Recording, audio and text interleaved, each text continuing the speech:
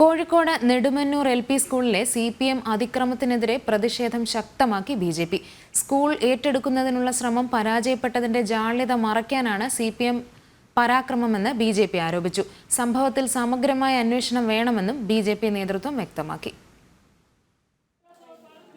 നെടുമന്നൂർ LP സ്കൂളിൽ നടത്തിയ Ganapathi ഹോമവും ദേവീപൂജയും CPM നേതാക്കൾ തടഞ്ഞതിൽ മേഖലയിലാകെ പ്രതിഷേധം ശക്തമാവുകയാണ്.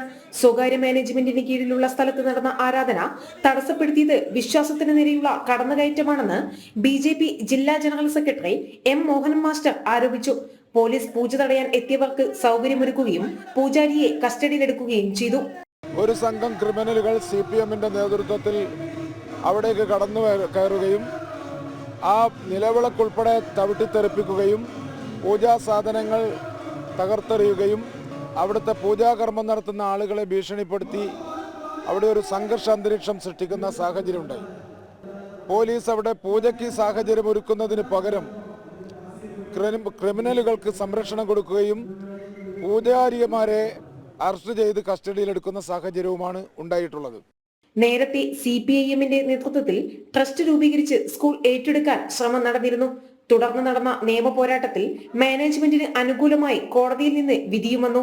ഈ വിധി നിലനിൽക്കെ ഭീഷണിപ്പെടുത്തി സ്കൂൾ കയ്യേറാനുള്ള ശ്രമമാണ് CPM നടത്തിയതെന്നും സ്കൂളിന് മുന്നിൽ നടന്ന വിശദീകരണ യോഗത്തിൽ BJP നേതാക്കൾ ആരോപിച്ചു. CPMന്റെ ഒരു വിഭാഗം ആളുകൾ ഒരു ട്രസ്റ്റ് രൂപീകരിച്ച് ആ സ്കൂൾ ഏറ്റെടുക്കാനുള്ള ഒരു ശ്രമം നടത്തി. അതുകൊണ്ട് മാർക്സിസ്റ്റ് പാർട്ടിയിൽ തന്നെ ഉൾപ്പെട്ട ഒരു വിഭാഗം ഈ ഒരു സ്കൂൾ ഈ ഒരു വിഭാഗീയത സൃഷ്ടിക്കുന്ന ട്രസ്റ്റിന് കൈമാറരുത് എന്നാവശ്യപ്പെട്ടുകൊണ്ട് അവർ മാനേജ്മെന്റിനെ സമീപിക്കുന്ന സാഹചര്യമുണ്ടായി. ഇത് സ്കൂൾ തട്ടിയെടുക്കാനുള്ള ഒരു വിഭാഗത്തിന്റെ ശ്രമമാണെന്ന് മനസ്സിലാക്കിയിട്ടാണ് ആ ഒരു കൈമാറാനുള്ള നീക്കത്തിൽ നിന്നും മാനേജ്മെന്റ് പിന്നോക്കം പോയത്. മറ്റ് മതവിഭാഗങ്ങളുടെ നിയന്ത്രണത്തിലുള്ള സ്കൂളുകളിൽ നടക്കുന്ന ആരാധനയെ എതിർക്കാത്ത CPMന്റെ ഇരട്ടത്താപ്പ് ചൂണ്ടിക്കാട്ടി പ്രതിഷേധം കൂടുതൽ കടുപ്പിക്കാൻ ഒരുങ്ങുകയാണ് BJP. ജനം, കോഴിക്കോട്.